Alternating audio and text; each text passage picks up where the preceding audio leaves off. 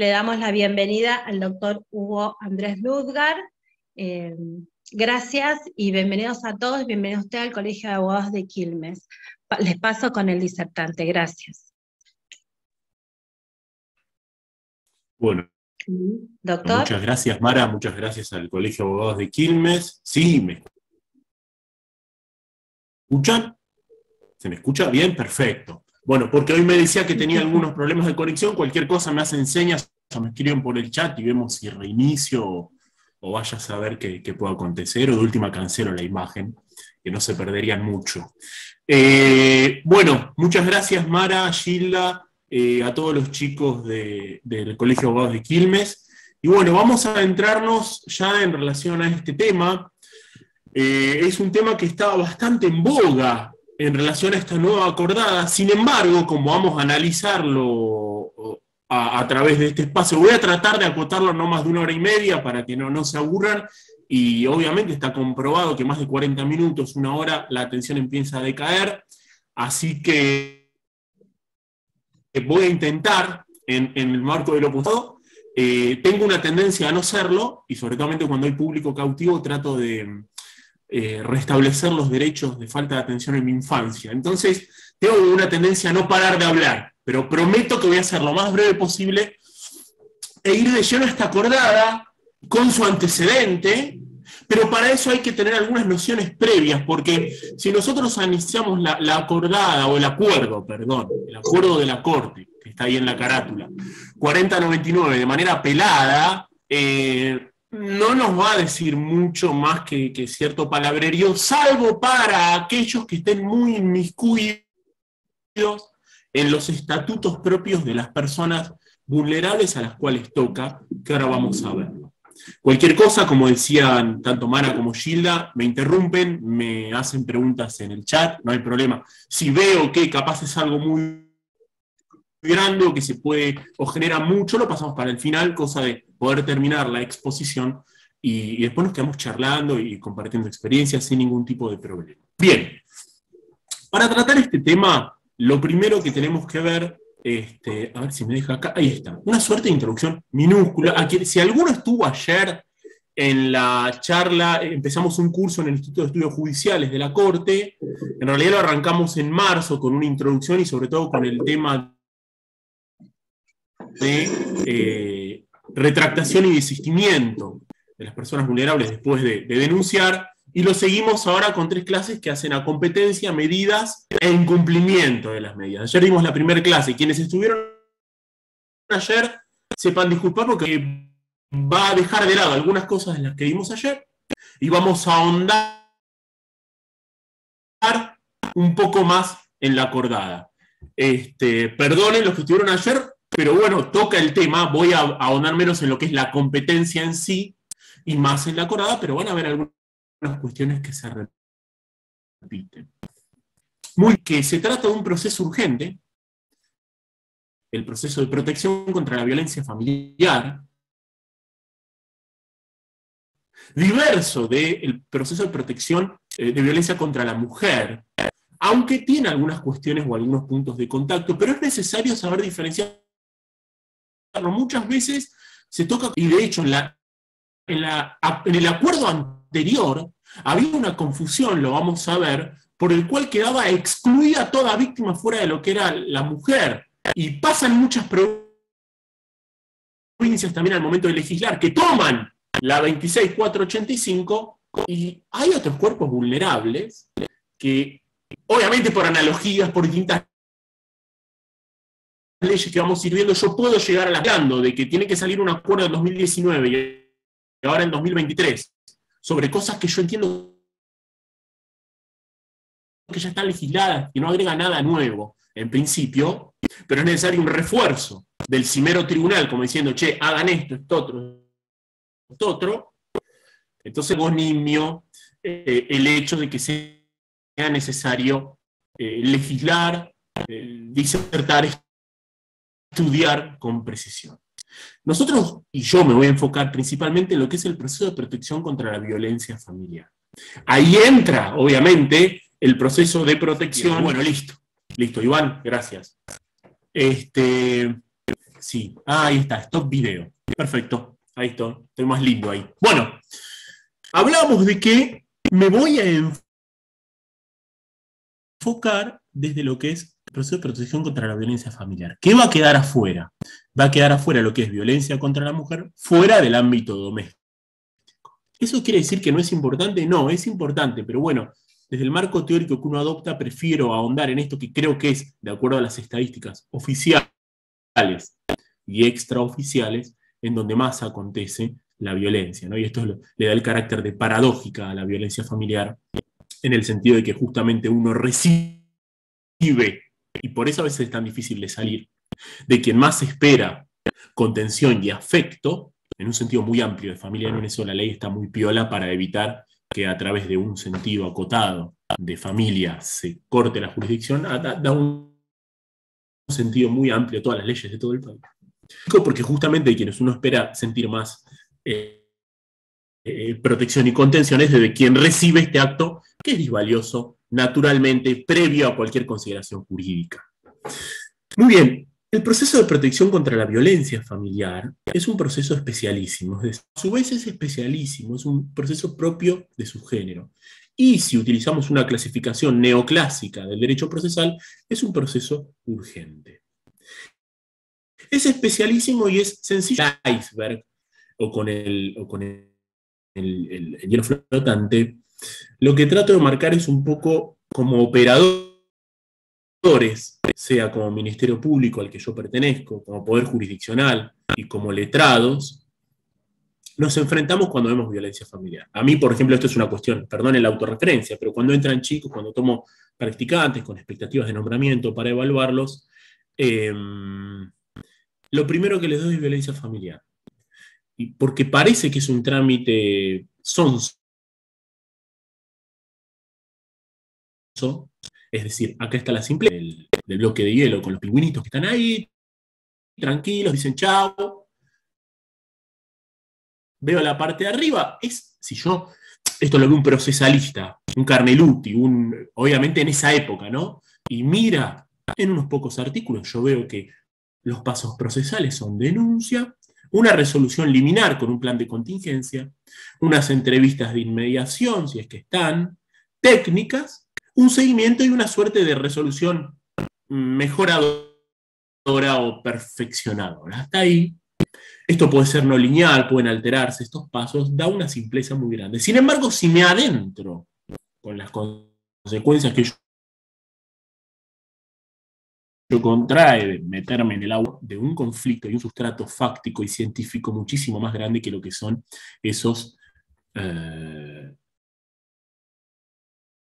articulitos livianos y que a veces se tratan con tanta prescindencia. ¿Y por qué es complejo?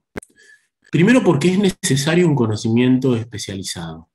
Y segundo, porque hay un entrecruzamiento de problemática jurídica y fáctica profunda con más intervención múltiple de diversas ciencias. En un mismo acto, para verlos desde el punto de vista jurídico, ¿dónde está esa complejidad?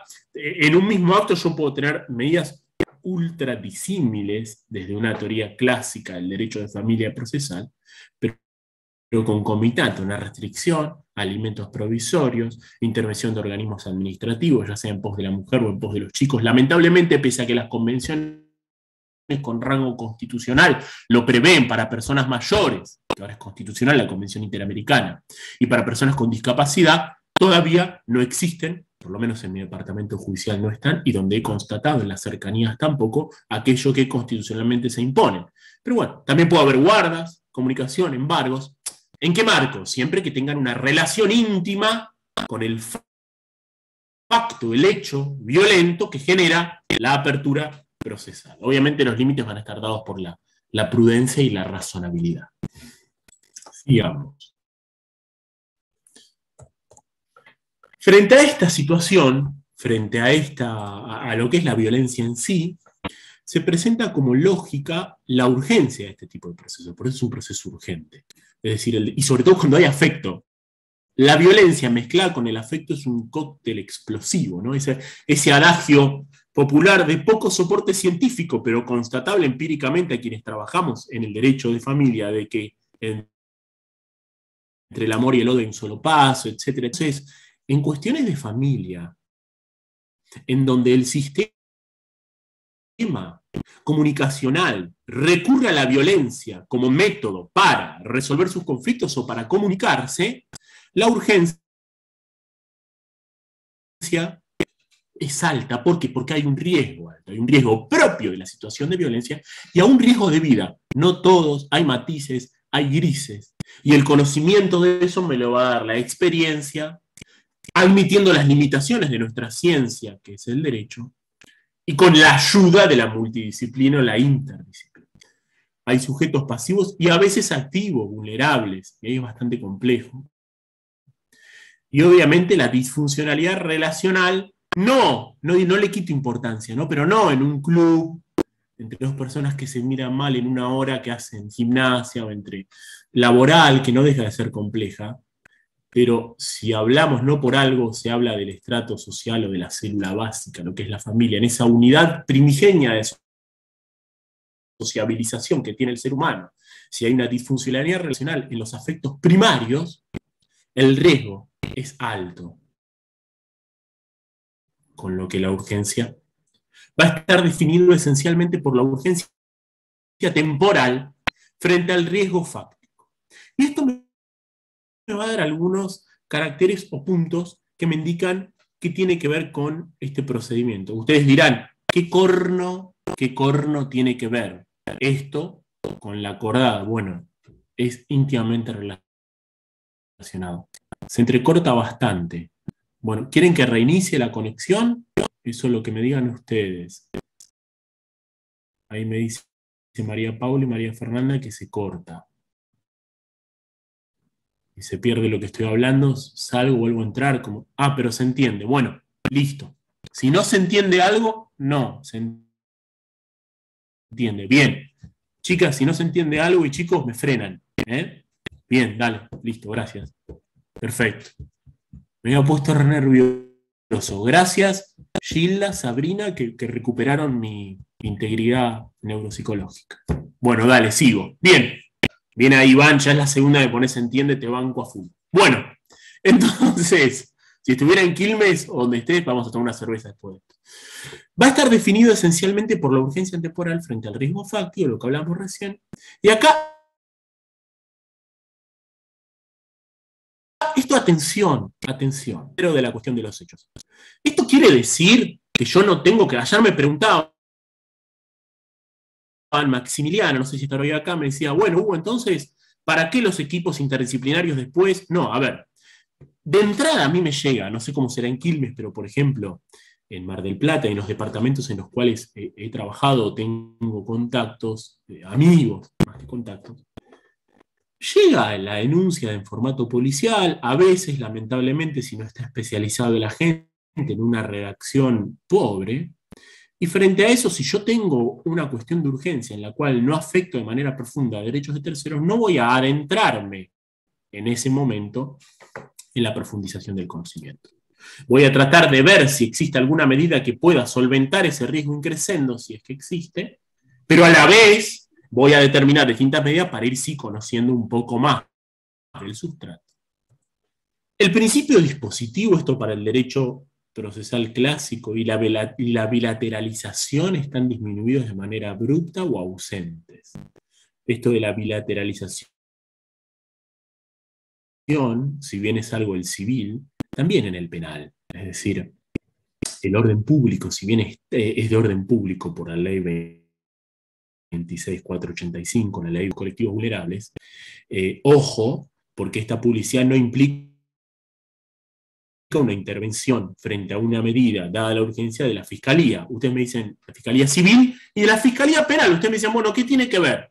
Recuérdenlo, lo vamos a ir viendo al final cuando ataquemos y nos adentremos en la acordada. Obviamente hay una prescindencia de formas impedientes, sin que implique un hacer cualquier cosa, como hablábamos ayer. Lo que tenemos como estandarte y como un fallo que verdaderamente, pese a que no tenemos nosotros el stare decisis en nuestro sistema jurisprudencial, este fallo de alguna manera cumple como precedente en un sentido anglosajón, es el fallo Colalillo, de evitar que la forma me enturbie la actuación de los jueces, siempre con un marco de razonabilidad. Bueno, en este caso, la forma queda acotada a su máxima expresión, no porque me parezca a mí, no porque le parezca al juez de turno, sino porque el fenómeno fáctico así lo impera, y así lo dicen las normas. Y no lo dice la norma de la Ley de Buenos Aires, no lo dice la norma de federal de protección integral de la mujer, sino que lo dicen no solo las circunstancias, sino la norma de las 23 provincias con más la Cava, y así también la jurisprudencia no solo local, sino del cimero tribunal, y así como de los cimeros tribunales de las distintas jurisdicciones, e incluso federales. Y no hay más jurisprudencia por lo corto que es a veces el proceso. Es difícil que llegue, pero aún así hay jurisprudencia profusa sobre este tema. Y por último, a ver acá, que se me fue el mouse. Quilmes, acá está. El Poder Jurisdiccional va a tener que estar atento al peso específico intenso de los estatutos particulares de los colectivos vulnerables intervinientes. Acá hablamos de esto. Yo acá tengo una tradición continental en nuestro derecho. Yo, por ejemplo, tengo 40 años. Fui educado en la tradición continental, en la cual la competencia se divide en razón del territorio, la materia.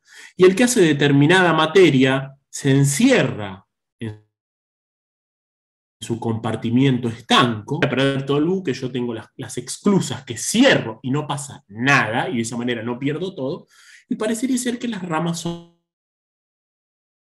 las ramas del derecho, ¿no? En lo que nos interesa hoy, capaz, penal y familia, son compartimientos estancos en los cuales no ingresa nada del otro, y si entra con recel, y bueno, veré qué onda, pero bueno.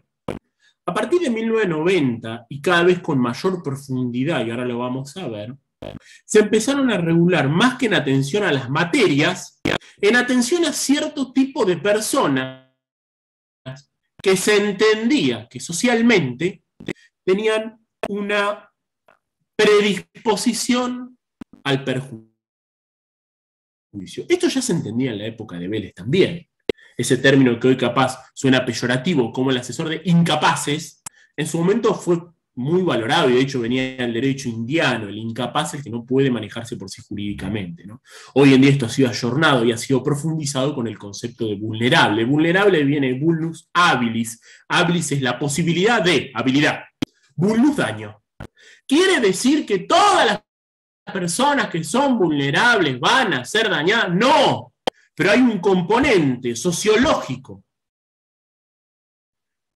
o natural o mezclado ambos que conllevan a que la normalidad, entre comillas, es decir, la normalidad, la norma implica que es lo que generalmente acontece, puedan ser aprovechados, puedan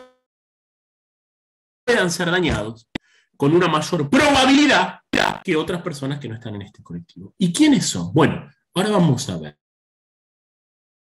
Lo que implica esto, y a lo absorbida, no sé por las nuevas generaciones, capaz tienen un cambio, pero por lo menos por las generaciones de que hablo de los que yo nací en el 83 para atrás, es raro. Capaz en familia no tanto, estamos acostumbrados a la desestructuración, aún desde el procesal civil nos miran raros a veces, imagínense desde el procesal penal.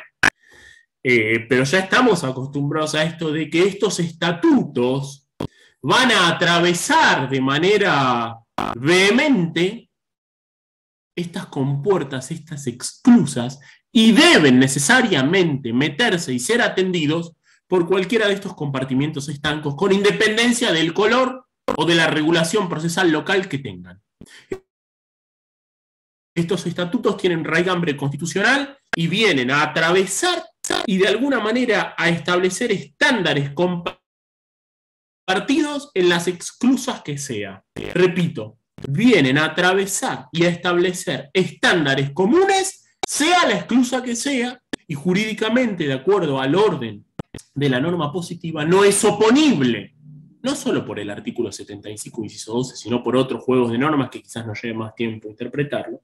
No tengo problema, pero nos ahondaría mucho en el retraso.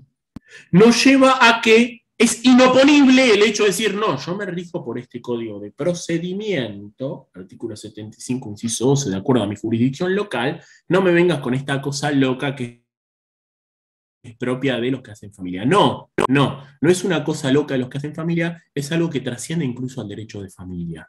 Es algo que trasciende a toda exclusa particular. ¿Y cuál es? Bien, de los vulnerables y la hecatombe jurídica. ¿Qué es esto? Bueno, fue una hecatombe jurídica. Es decir, quienes empezamos a estudiar en esta época de los 90, el 2000, estábamos acostumbrados a algo de que niñez, al tipo que le... Perdón, esto no lo hago de manera peyorativa, pero así se hablaba y a veces se habla coloquialmente. El chico al que le falla va a civil, ni siquiera estaba familia. Resulta que ya desde el 90 tengo una ley que me habla de una convención de los derechos de los chiquitines. En el 94, en una reforma constitucional, se incorpora con un rango constitucional. La 26061 desgrana y especifica estos derechos de los chicos y tienen sus réplicas provinciales. Antes Mendoza y la bonaerense fue la primera, pero por una cuestión de presupuesto, hay una causa muy interesante en la cual, ante una demanda de la doctora Falvo en su momento como procuradora general frente a la Corte, dice frené para cumplir estos compromisos argentinos. Nuestra norma es la 13298, que desencadena de la 26061, que no es más que un desgranar de la Convención Internacional de los Derechos del Niño. Eso, con más las distintas actuaciones internacionales y más, van formando esta noción justinianea, que paradójicamente frente a ciertas nociones progresistas se vuelve a lo viejo, esto constante, como decía Maquiavelo, esta suerte de vuelta cíclica o Nietzsche, y aparece el corpus iuris de la niñez. Este es el estatuto del que yo hablo. Pero aparece el corpus iuris de la mujer también, con la CEDAW, con la 26485, la LEPIM, le llamo yo, Ley de Protección Integral de la Mujer, y con la adopción de todas las provincias del país al día de hoy de esa normativa. Aparece también de manera relativa. ¿Por qué relativa? Porque no toda persona con discapacidad es vulnerable per se. Pero bueno, en tanto y en cuanto implique una discapacidad mental y ello haga interferencia en su relación social, artículo 32 del Código Civil bastante bien logrado, bueno, ya me marca cierta vulnerabilidad. Convención de los Derechos de las Personas con Discapacidad, que fue consagrada constitucionalmente hace casi 10 años. Ya tengo otro corpus. Interín ya tenía el que me modificaba el Código Velezano, la 26657, la Ley de Salud Mental. También es una ley nacional adherida, sin mayores agregados por todas las provincias. Y ahora tengo algo nuevo que no se da mucha bolilla, y es una... hay materia, hay tela para cortar fuerte, que es la Convención Interamericana sobre la Protección de los Derechos de las Personas Mayores. Cuando uno atiende a las protecciones que se dan, me está diciendo que tiene derecho al agua, por decirlo así, o derecho a la atención mínima, quiere decir que se han constatado violaciones de esto. Es un convenio bastante interesante para analizar. Y ojo acá, porque acá hay muchos inconvenientes, no puedo desarrollarlo acá, pero lo he desarrollado, hemos escrito sobre algunos fallos en donde automáticamente dicen, perdonen el término, lo hablo cariñosamente, pero el viejo vulnerable. No, y además ojo, por lo menos a mí me falta poco, ojo porque estamos entre 60 y 65 de acuerdo a la norma internacional o a las normas locales. Ojo, no por eso es vulnerable, pero bueno, si en razón de la edad se genera en el caso concreto cierta predisposición al daño, bueno, ahí sí va a haber vulnerabilidad. Todo esto asumido en el 2015 por el Código Civil y Comercial. La cuestión de los mayores no quedó después, en realidad quedó medio olvidada, pero está presente y hoy tiene rango constitucional y lamentablemente no se le da mucha bolilla. Estos son los 4 estatutos que he elegido en su momento y elijo ahora también para tratar el tema de la violencia familiar, y tienen sus particularidades cada uno. De hecho, yo ahora les voy a dejar un enlace en donde me remito un poco y trato el tema en un video que si quieren tienen acceso. Pero hay cuestiones más en donde se profundizan. Yo lo trato en un libro de reciente aparición sobre procesos de protección contra la violencia familiar de Hammurabi, donde trato todos los procesos del país analizados de estos colectivos, en donde hay problemas muy diversos, en cuestión de salud mental. y personas mayores son fuertes, y además la justicia no llega. Más si quien lo violenta es la persona encargada de cuidarlo. Hablamos acá, decíamos, de ahí que el Poder Jurisdiccional va a estar definido por la urgencia temporal frente al riesgo, esto, y en lo último, el peso específico intento de los estatutos particulares que me van a quebrantar los compartimientos estancos, no porque lo digo yo, porque lo dice la ley, y estas son normas que ya vienen y se van profundizando y deberían ser adoptadas por todos los fueros, conocidas por todos los fueros, no en tanto a su materia, sino en tanto a tal persona. Estoy en contencioso administrativo, me toca un chiquitín, bueno, mínimo tengo que saber el 692 del Código Civil y Comercial. Ni hablar de la Convención de los 8 niños, artículo 2, artículo 3, etcétera, etcétera, etcétera, etcétera. Hoy quizá está un poco más divulgado eso. En cuanto a mujer, sea por campaña estatal, que es bastante fuerte, o por temor a quedar fuera de lo nuevo, en tanto que tiene mucha publicidad, gracias a Dios, y mucho empuje doctrinal a través de la ley Micaela, quizás haya un poco más de ayornamiento, entre comillas, frente a la posibilidad de quedar fuera de eso. Ahora, en los otros corpus es complicado. Esto nos lleva a ¿qué? Algo fundamental, tutela judicial efectiva y diferenciada. Efectiva, ¿qué implica? Que tengo que tutelar, no es mucho más, y que tengo que dar una respuesta. ¿Qué? ¿Lo que me dice, lo que quiere la persona? No.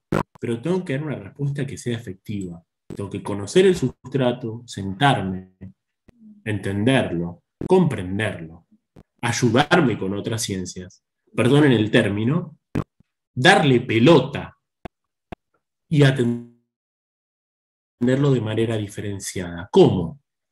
A través justamente del conocimiento específico de cada uno de estos estatutos. Que se le suma a la idea de prevención del daño, que obviamente está desde el alterum non laedere, digamos, el derecho romano, el no dañar al otro, pero bueno, tuvo que consagrarlo en 2015, siglo XXI, nuestro código, con el 1710.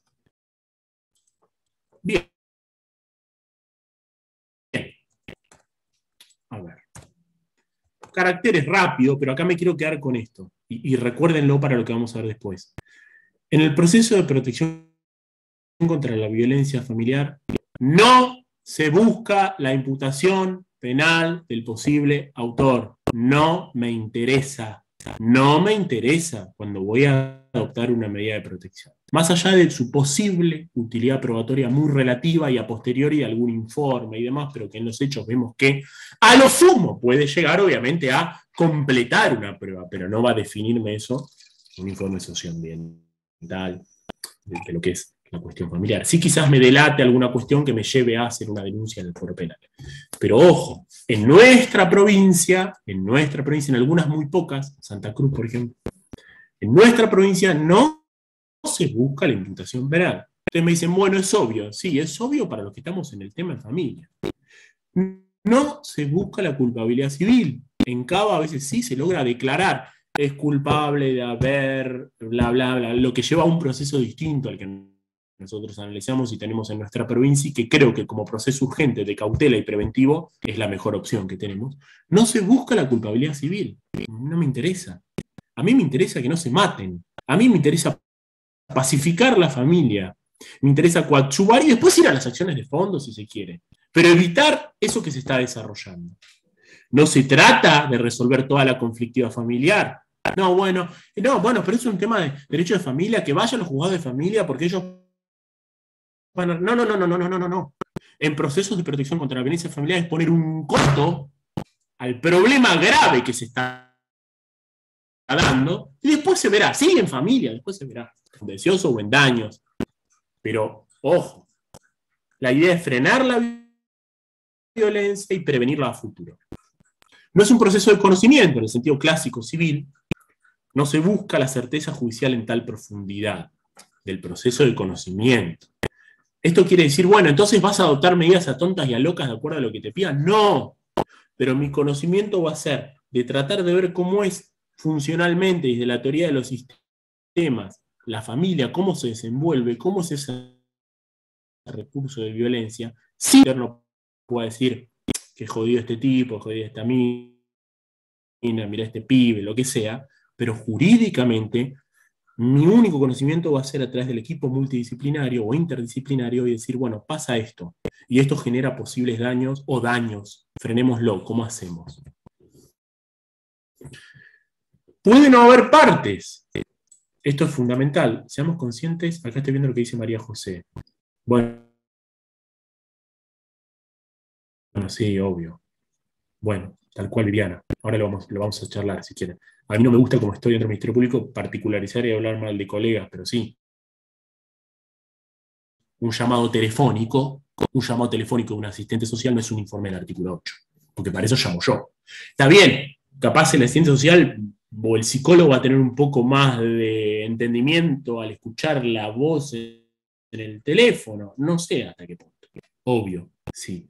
Y eso está legislado, regulado. En el video que lo hablo en el principio de interdisciplinaridad, son unos principios que traté de establecer de acuerdo a las normativas que imperan, se toca eso y es fundamental. Sí, obviamente, seamos conscientes si pasa. Por eso el énfasis capaz en el que tengo al hablar. De lo que estoy hablando a quienes no ven el chat es lo que me van poniendo en el chat. Pero no lo vuelcan ni lo que ponen en una pusieron, lo digo por... Sí. Sí, y a su vez yo, por ejemplo, veo lo que es la oficina de riesgo de capital, que funciona muy bien. Hay muy pocos, la verdad que, a ver, esto no quiero generalizar. Hay muy buenos equipos en donde hacen un informe de riesgo también, un informe, como lo dice la ley, de psicodiagnóstico y de riesgo. Ahora, si el informe es un llamado telefónico, si el informe cito un nombre porque lo tengo acá, hablé con Viviana Liliana Catena, me comenta que Hugo le habla mal, bla, bla, bla, bla, bla, bla. Bueno, y es un desarrollo de la denuncia policial, no sé qué tiene de interdisciplina eso, que porque lo firma una profesión distinta al letrado, bueno, eso no lo es. Y está en nosotros, operadores y auxiliares de la justicia, que no se quede ahí. Es cierto también, lo dice la acordada 491, que la cuantía de denuncia de violencia familiar, yo no sé, es también un tema complejo. Bueno, pueden haber partes que den inicio al proceso. Esto lo veíamos el otro día en una capacitación hace unos meses sobre el tema de retractación y desistimiento. Josefina no puede escuchar muy bien. Bueno, cualquier cosa, si alguno más no puede escuchar bien, me avisan y salgo algo a entrar. Bueno, haber partes que esto es súper altera lo civil concreto, puede y a veces debe abrirlo un tercero. Acá hay mucho desconocimiento, sobre todo en instituciones privadas. Se puede proteger sin la participación primaria y aún contra la voluntad de la persona. Es lo que vimos en el Instituto de Estudios Judiciales, lo que era la retractación del desistimiento. Hasta qué punto juega la autonomía de la voluntad y hasta qué punto hay un ciclo de violencia, hay un sistema de indefensión aprendida, hay un vicio del consentimiento, tema de debate que si no me especializo y no conozco la situación, lo paso por arriba. El demandado, que no lo es técnicamente, acá no hay actor y demandado, puede estar obviamente. Bien, eso pretendía ser la introducción. Y tengamos presentes estos principios procesales. Yo acá les dejo el enlace en donde desarrollo todo esto mucho más. Bien, Gilda. Con estos principios, pero tengámoslos en cuenta porque son fundamentales. Acá hay dos cosas fundamentales: los estatutos de las personas vulnerables y los principios propios de este proceso. Entonces, principio de ingreso amplio, los desarrollo acá en este video, si quieren verlo. Principio de flexibilización formal, un poco las palabras me van dando a entender que la debida diligencia, este es un principio que empieza a surgir en campo algodonero, Jessica Lera, en el acceso a la justicia y en la competencia, que es lo que vamos a ver, en donde encuentro los subprincipios de capacitación, acompañamiento y confidencialidad, que quizás en el caso no vienen mucho. Principio de no conciliación no nos interesaría en principio acá, pero sí esto, tener en cuenta estos fenómenos propios de la violencia entre gente que tiene afecto, que los mencionaba recién, el principio de oficiosidad inquisitiva, ¿no? Como se dilata o se diluye la cuestión de la bilateralidad, principio de seguimiento, lo vamos a ver, cómo lo regula la acordada, principio de interdisciplinariedad, del que vengo hablando hace rato, de amplitud probatoria, no interesaría mucho, el plazo razonable, Acá el plazo razonable no es de acuerdo a los estándares de la Corte Interamericana y nuestra Corte Suprema, que venía hace rato en el sentido de que justicia que llega tarde no es justicia, sino que acá están tasados. Después de que se cumplan o no, el tema de los plazos, sí, los plazos están tasados, 24, 48 horas, etcétera, etcétera, etcétera.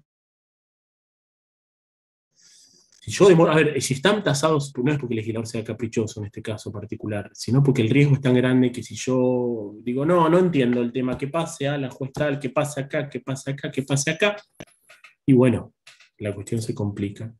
Y el principio de escucha o inmediación, que en esto va a ser fundamental, con más el principio de integralidad, es decir, la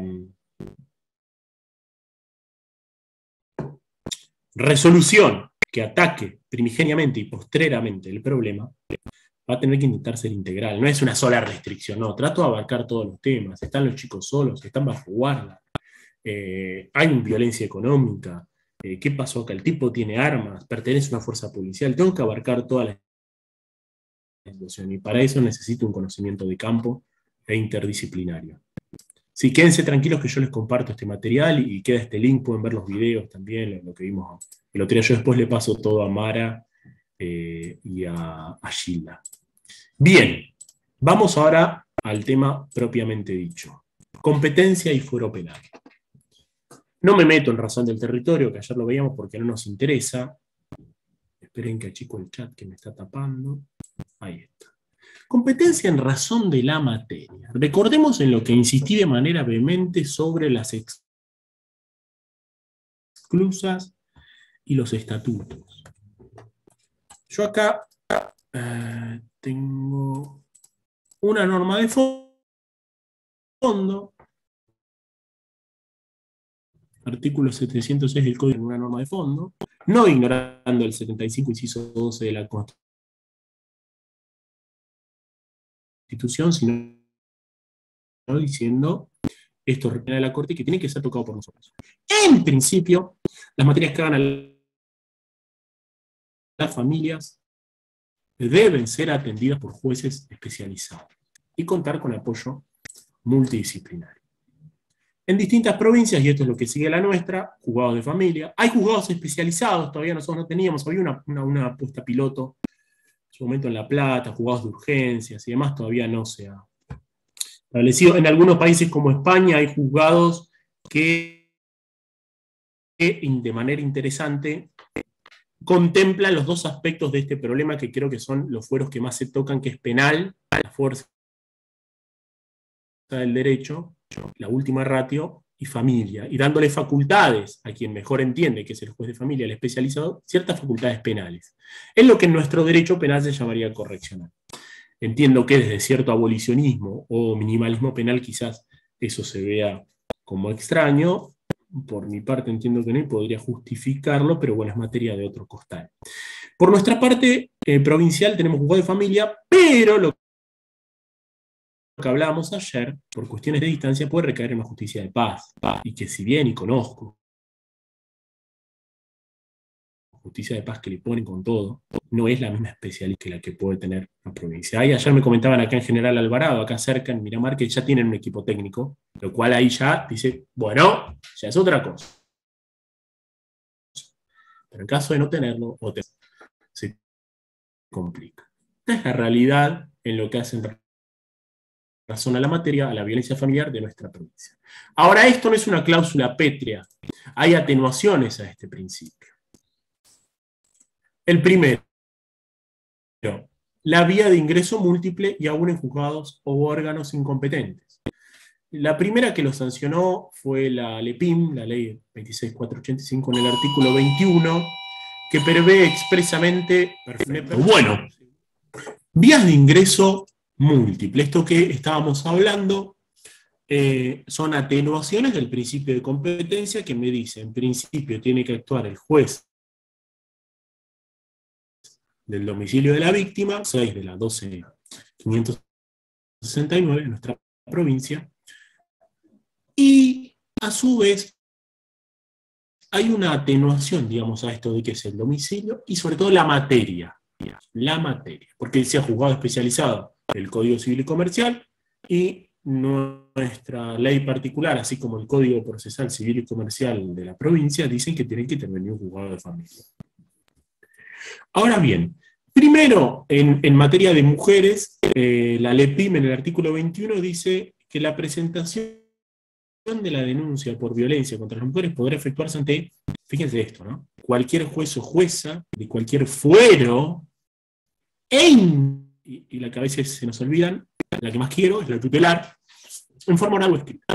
Esto después fue replicado de manera indirecta por las distintas normas provinciales. Vamos a ver cómo a través del segundo principio por el cual se atenúa el principio general. De ahí que vamos a tener nosotros para ingresar con esta temática. Y esto es fundamental en las capacitaciones. Yo creo que me parece a mí, en mi humilde opinión, no sé si humilde, en mi opinión, tómenlo como de quien viene, mejor dicho.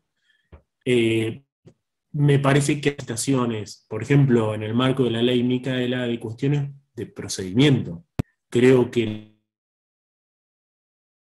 las nociones de lo que es la violencia hay que capacitar también. Esta flexibilización y casi rompimiento de lo que es la noción clásica de competencia y el posible rechazo in limine. Si yo caigo con un daño en una fiscalía, me dice, ¿qué es esto? ¿Una demanda de daño? ¿Qué es eso? Chavo, sino que no se debe. Entonces yo voy a tener ingreso directo principal, ¿cuál? Juzgado de familia o de paz, organismo jurisdiccional competente. Ingreso directo secundario, un organismo jurisdiccional incompetente, cualquier juzgado, cualquier fuero, cualquier instancia. Ministerio Público en sus 3 ramas. Yo creo que también Ministerio Público en sus 3 y tal, pero tiene 3. Comisarías y demás órganos administrativos establecidos por ley al efecto. Y un ingreso indirecto. Esto lo dice, por ejemplo, el artículo 4 de nuestra ley. Cualquiera de los servicios asistenciales, sanitarios, educativos, públicos o privados, no sé cómo será en Quilmes o en otros departamentos judiciales, en Mar del Plata y sus adyacencias, las denuncias de los privados son casi nulas. Esto quiere decir que en los organismos privados no pasa o hay un coto en la información. Corto acá que me pregunta María José. En Ministerio Público, ¿cómo se informa? Mediante toque en foro de familia, porque la respuesta cuando le corren pasa, responden que fueron informados y aparentemente no tiene mayor implicancia. Acá yo estoy hablando, María José, a ver si, no sé si me expliqué bien, de cuando la persona viene. Si la persona viene, yo por ejemplo soy integrante del Ministerio Público, cae en la mesa de entrada, es una persona mayor, y tranquilamente la podía mandar a Defensoría, ¿no? Bueno, por estas normas no, le dice, no, me están golpeando, la abren el de acta. Inicio de denuncia. Yo no tengo poder jurisdiccional para resolver. Entonces, eso es lo que hago yo. Y creo que es lo que, o por lo menos la interpretación que tengo de esto. Acá vamos a estar rebotando todo el tiempo, concurra por la vía que corresponde. Bueno, hasta que maten a alguien. Por eso yo siempre cito el caso de Jessica Lenahan, que justamente ayer lo charlamos, está en un país del primer mundo, y la cantidad de rebotes que tiene, no judiciales, policiales, pero, y cómo termina, es uno de los casos, como decía ayer, que me ha impactado sobremanera, más que Campo Algodonero, porque es de veces, y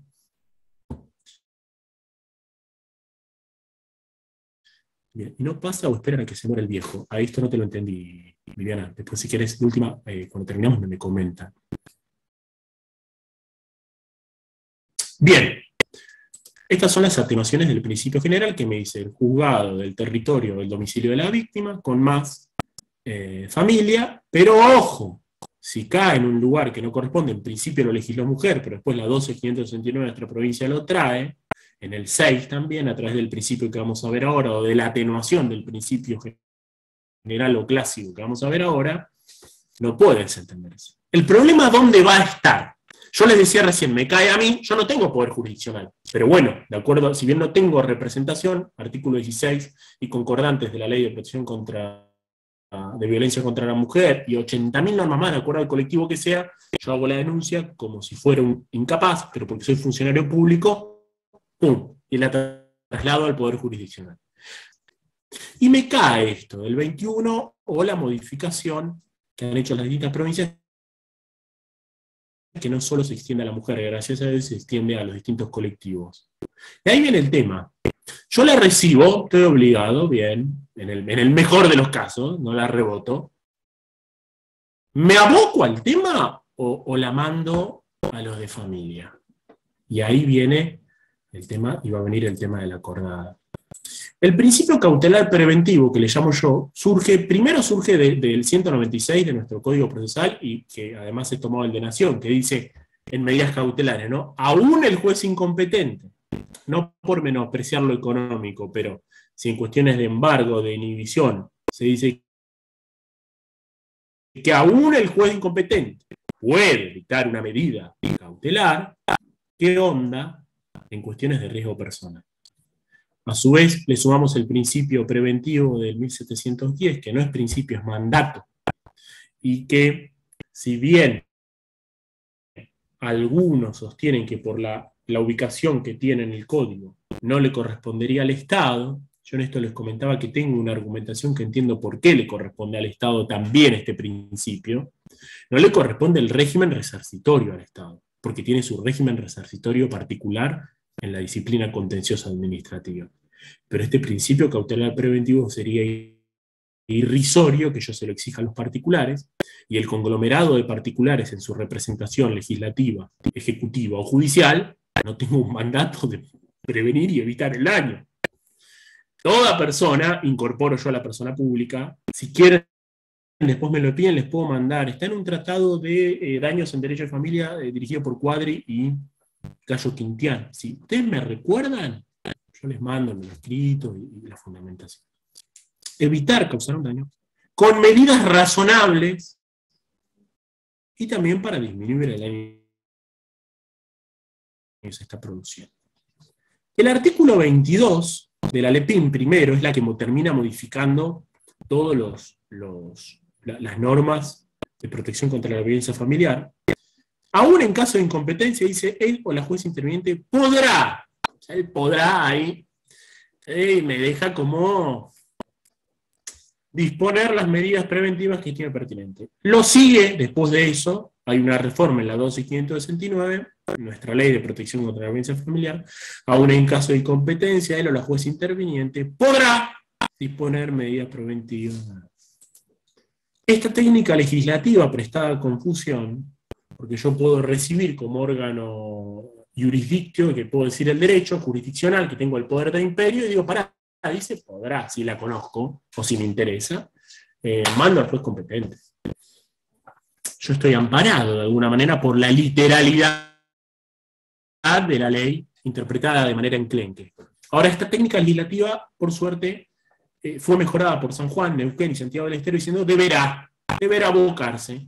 Y la acordada, o el acuerdo que vamos a ver hoy, dice el juez penal, no deberá dictar una medida porque si no está mal. No es esta irracionalidad, no es un maniqueísmo de blanco-negro, no. No es podrá, y tampoco es deberá dictar sí o sí, porque es una cosa idiota, perdonen el término. Pero sí deberá abocarse al tratamiento de la cuestión, deberá evaluar la pertinencia de conceder o denegar medidas preventivas o protectorias.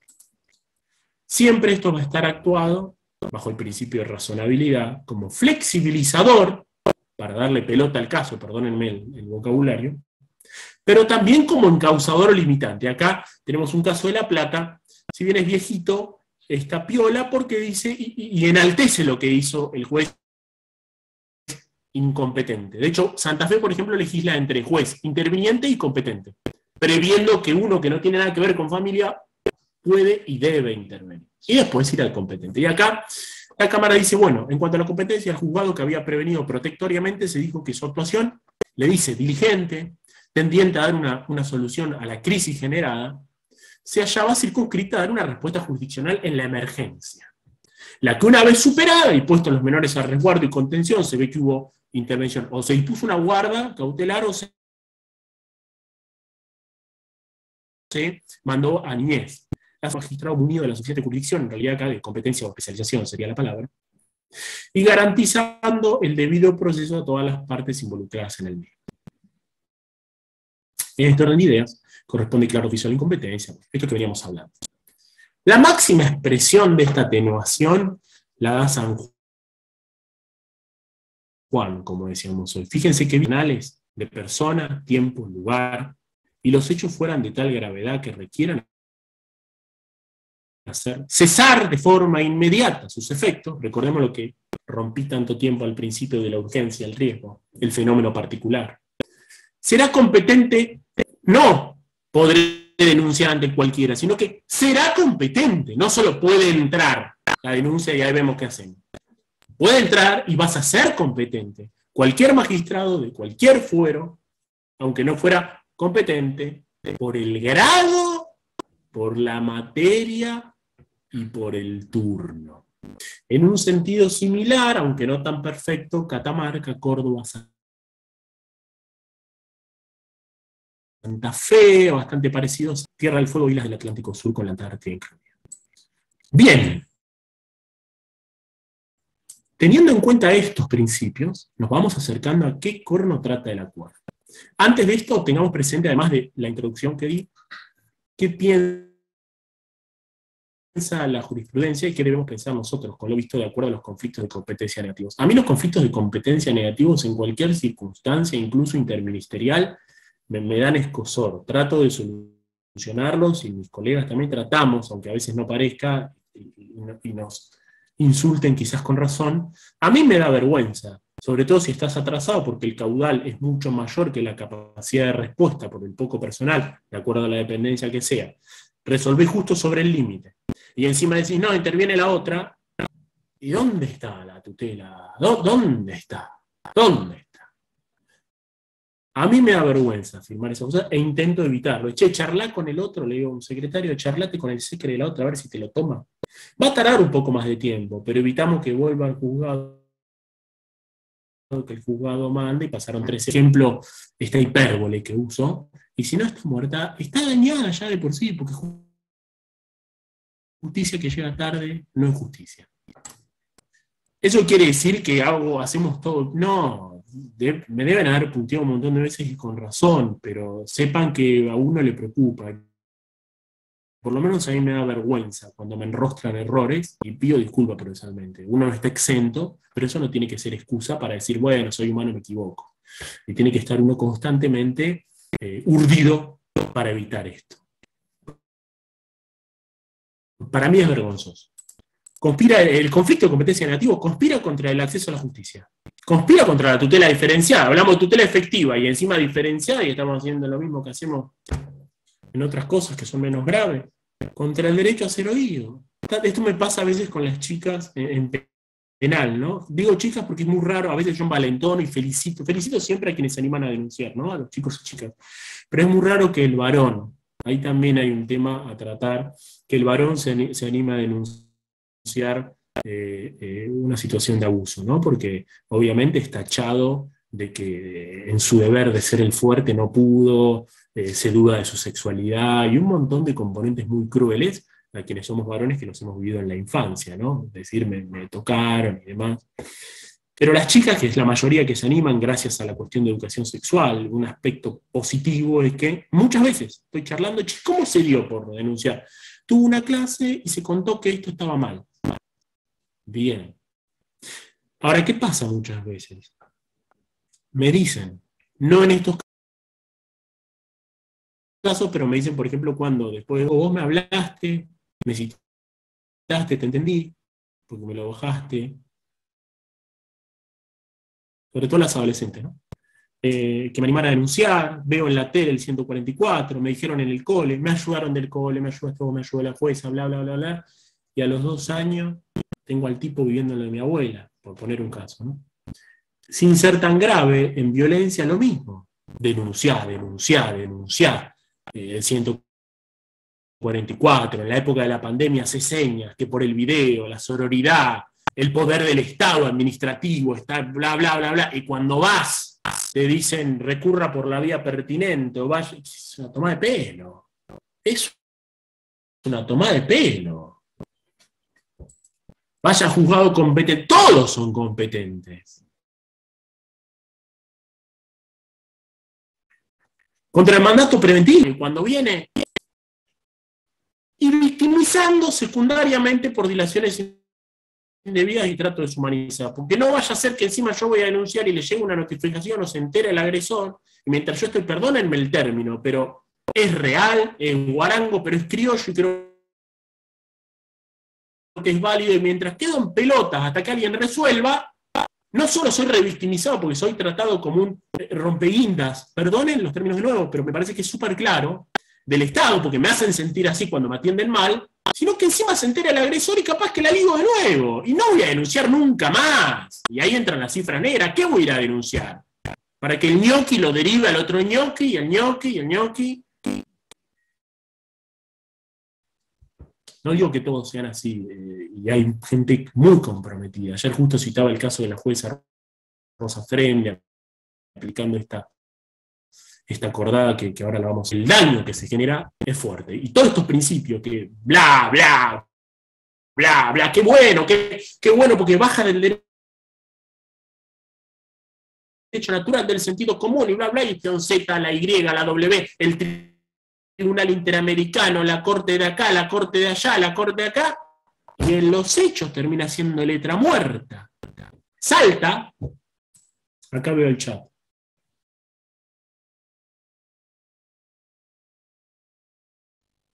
Bueno, fíjate, Lorena, tal cual. Vos fíjate. A mí esas cosas me vuelven loco. Me vuelven loco y pierdo la juridicidad, así que voy a tratar de no opinar, además no conozco el caso. La sororidad es selectiva. Sí, yo prefiero no hablar de sororidad, no es un término que comparta científicamente. Yo prefiero hablar de empatía y de corrección y de verdadero servicio de justicia. El servidor público, si uno lo va a hacer, se le tiene que ir la vida en eso, porque está atendiendo a todo, ¿no? Hablando analógicamente, que también pasa, por ejemplo, en quien vive en edificio como yo, el administrador del edificio tiene unas funciones bien. Bueno, imagínense el encargado de establecer justicia. Y el resentimiento, la frustración y el círculo vicioso que genera cuando no hay justicia. A veces en penal se suele decir, bueno, pero el hecho de que haya una pena no te devuelve. Bueno, no te devuelve. En el orden de lo material no te devuelve nada. La indemnización tampoco te devuelve. Pero se restablece un orden intangible, inmaterial, de justicia. Y como decía Aristóteles, y decía creo que Santo Tomás también, la justicia sí es el primer lucero del alba, es algo intangible. Pero cuando uno recibe justicia, no venganza, justicia, la satisfacción interna, no material, es de un grado sumo. Y ustedes lo habrán visto como operadores, como abogados, como ministerio público, como cuerpos técnicos, como jueces, cuando lo notan y cuando ven en el receptor de esa justicia que se llegó lo más posible a lo más justo, es un grado de satisfacción que sobrepasa cualquier tipo de materialidad. Voy a ver acá otra pregunta. Elizabeth. ¿Qué pasa con el abogado del niño que se presenta como figura de particular notificado y queda dormido en garantías? Mi pregunta es en particular porque se repele esta figura reconocida por leyes provinciales. ¡Oh! Imagínate, no quiero perder el tiempo, tu pregunta sea perder el tiempo, digo, pero para no perder y no tener las 8 horas. Imagínate, Elizabeth, que hoy me acaban de notificar que a mí la Cámara confirmó una resolución de primera instancia del único juez en el fuero de Mar del Plata que me venía a hacer preguntas en Cámara Gesell. O sea, pese a que ya la Corte de Provincia dijo que somos parte esencial, que la víctima menor de edad, al único que tiene como magistrado para que lo coadyuve, no es que yo ando investigando con la lupa del inspector Gallet y haciéndome el fiscal. A lo sumo en 10, 20 cámaras Gesell tiro una pregunta, pero porque entiendo, conozco el caso de antes, que va a coadyuvar a su declaración. Lo dice Fornerón, lo dice Furlan, lo dice la Corte en Balint, en Carballo de Pollat, la Corte de Nación, lo dice Balint, lo dice Casación. Entonces imagínate yo, una figura que actúa una magistratura que viene del virreinato. Imagínate abogado del niño, que hay gente que ni sabe quién es. Hay quienes dicen, yo sostengo, comparto con vos, quienes dicen que como la ley provincial de abogado del niño no menciona penal, no puede participar. Ni en pedo, perdonen la expresión. Lo digo para resumirlo, soy guarango, mil disculpas por favor Gilda y Mara, pero es una expresión de la vehemencia de lo contradictorio y podemos fundarlo un montón de tiempo. Pero sí, lamentablemente, imagínate que si al asesor le niegan funciones, por suerte casación, casa, pero hay que llegar hasta casación, a veces te cae en abstracto el recurso, perdés tiempo funcional, los que están con otras cosas que te están pidiendo se vencen, y por algo que no se le da bola. Y vos me decís, bueno, reformemos la ley que diga penal en sentido estricto. Le darán pelota, qué sé yo. En su momento yo daba vueltas, me presenté como abogado del niño. No lo soy. Y la función entre abogado del niño y el asesor es re distinta. Re distinta. Pero lo dejaban en Pampi la vía, chiquitín. Y para evitar problemas, listo, me presento con él, trato de cumplir la función del abogado del niño, que es distinta que el asesor. Pero es un tema, quizás nos lleva fuera de esto, Elizabeth, pero no te creas que es algo que te pasó a vos sola. O sea, de hecho ya ahora salgo de acá y estaba hablando con mi secre para que me vaya preparando el esqueleto, ya lo tengo armado igual, pero para ir a casación, por esto que me deniegan la participación. Si no atiendo al estatuto propio de la niñez, y bueno, ¿cómo debería tratarse la violencia ejercida por un hijo contra su madre? Si quieren esto me lo preguntan después, porque es largo, pero está buena la pregunta. Sí, la ley de víctima, ahora lo voy a tratar. La ley de víctima es formidable lo que dice. Relacionado con nuestro tema, ahora lo vemos. Bien. Vos, Elizabeth, si querés lo charlamos al final, me quedo charlando con vos, te paso mi teléfono. Vos sos, no lo acatan. Y bueno, por eso sale un acuerdo. ¿Entendés? Si querés, Elizabeth, después le pedís mi teléfono a Gilda o a Mara y lo charlamos o lo hablamos al final de la clase. Sigo. Bien. Salta acá. Fíjense lo que dice Salta. Pillos. Bien, me gustó. Artículo 3 de la ley. No pueden. No, pero Ileana le dice a Gilda que tiene que intervenir su tribunal porque... No. No pueden por ley. No pueden suscitarse cuestiones de competencia por razones del turno, resultando siempre competente el primero que hubiera actuado. No, bueno, pero Gilda tiene a toda la familia, actuar, resolver, es urgente, hay riesgo. Después se ve. El superior tribunal, porque ¿qué pasa? A veces la ley dice algo, pero después por una cierta ideología tribunalicia se tira bajo la ley, con razón o no. Pero la Corte, el superior tribunal de Salta, brillante, dice, en un caso particular, pero fíjense lo que dice y llama la atención. Es competente para entender en la causa sobre denuncia de violencia familiar, el juzgado de primera instancia en lo civil de personas y familia, la segunda nominación, el cual recayó sorteada, ya que la situación de riesgo, por eso insistía al principio, que pesa sobre la víctima no basados en una eventual conexidad que tiene dicha denuncia con una causa que se encuentra archivada en el juzgado de Conchinchina. Fuerte, está bueno que lo diga un superior tribunal. Está bueno.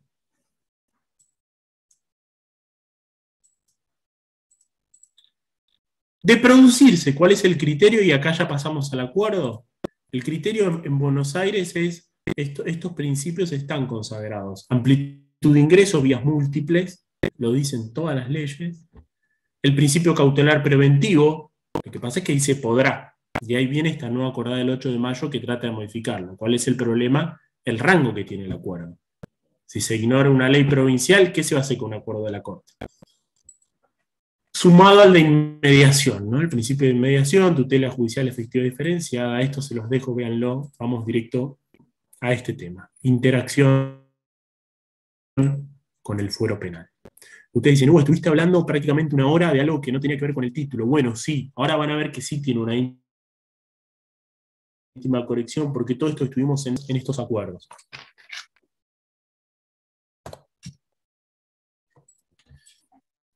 A ver. Tenemos dos tipos de interacciones. El más sencillo, con origen en juzgado de familia de paz, cuando surge la posible comisión de un ilícito penal. Cabe una denuncia. Hoy en día, por el nuevo acuerdo, si se constata que es delito, esto no debería pasar. Pero puede ser que arranque una denuncia como diciendo, bueno, Gilda me denuncia a mí, Hugo desde hace tiempo me está sometiendo, el día de ayer vino re loco, empezó a tirar, le gusta el gin, empezó a tirar gin en la puerta, dijo me voy a quemar, me insultó y me dijo si no volvés conmigo te quemo a vos y a los chicos.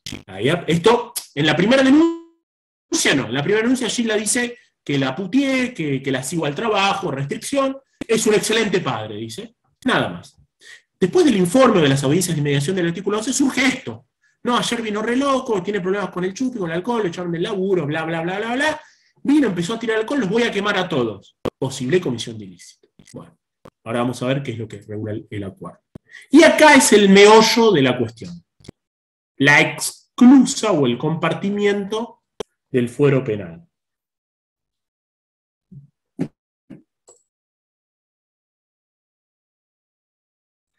Ya de por sí, ahí comentaba el nombre, Elizabeth, unas dificultades en relación a otro tema, pero como estos estatutos, acá en el caso de la niñez, y lo que establece el artículo 27 de la ley 26.061 sobre el abogado del niño, que después lo trata también el artículo 26 del nuevo Código Civil y Comercial, y lo trata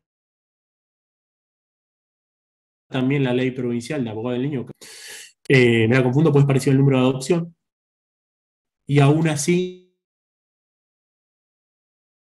no le dan bolilla. Imagínense las dificultades que existen en la aplicación de estas medidas. Las dificultades propias, por lo menos que yo he percibido a través de la experiencia foral, primero incompetencia, ¿no? Esto es del fuero de familia, más si hay una causa anterior. Solicitud de criterio al fiscal, ¿qué onda? O sea, está bien, el asesor no puede hacer una pregunta porque se cree fiscal, como si uno fuera como Perry Mar. ¿No? Está declarando una persona víctima que le preguntan a ver si tuvo relaciones o no, que la trata, bueno, ustedes sabrán los que han actuado cuando no hay gente especializada. ¿El fiscal para qué está? Para el orden público. ¿Qué dijimos al principio que insistí? En cuestiones de violencia familiar no se busca la imputación penal, no se busca ni siquiera la culpabilidad civil. Entonces, si en familia no se le da previa vista al fiscal, no solo en razón de la urgencia, sino que en esas medidas no estaría en juego el orden público, ¿por qué tiene que opinar el instructor fiscal de una medida de restricción de acercamiento? Además que la urgencia, bien, gracias. ¿Cuál es la opinión de aquel representante del ius puniendi social sobre una restricción? Utilización de criterios de admisibilidad penales, de acuerdo al artículo relativos a la admisión de medidas de coerción personal, no se encuentra acreditado en base al principio de inocencia, que Hugo haya hecho eso con Gilda, por lo que deviene infractor de la libertad personal de Hugo el hecho de imponer una restricción de acercamiento. Entonces Hugo puede ir y seguir tirándole gin con fuego o querosena a Gilda. Principio de inocencia. Bueno, Hugo, pero el principio de inocencia es constitucional. Pero no dijimos antes que no juega en cuestión de violencia. Yo puedo tener 87 resoluciones de restricciones contra Gilda y sigo siendo inocente, penal y civilmente. Obviamente, si tengo 87 y las violé, delito de desobediencia, si no lo cajonean, ya es otra cosa. Pero la sola restricción, ¿qué inocencia? ¿Qué inocencia? Ni siquiera civil. Esto es lo que les decía, los presupuestos de la medida de coerción personal. Chubut zanja el tema. También en Chubut tuvimos al doctor Alessi, que tuvo medidas bastante raras. A mí me gustan, pero hay que jugársela para las medidas aprovechando las distancias que hay entre las ciudades de Chubut, dispuso algunas medidas muy interesantes frente a casos súper graves, ¿no? Chubut dispone en la misma ley de violencia, no como España, pero dice basta, no se joroba más. Si emerge de la denuncia la presunta comisión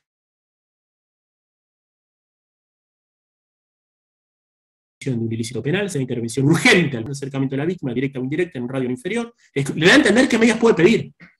Y cualquier otra medida que resulte necesaria para la efectiva prohibición. A dictarse por el juez de garantía en un lapso de 24 horas. Igual sentido salta, dice, se corta por lo sano, va a ellos. En Buenos Aires, ¿qué aconteceu? 2019, pese a que hoy, con ese dibujito que se había hecho de los bebés gritando, tenemos de 1990 en relación a niñez la incorporación de la Convención, 1994, y así pasando los años, y vamos profundizando en los estatutos, reforma del Código Civil, constitucionalización de nuevas convenciones.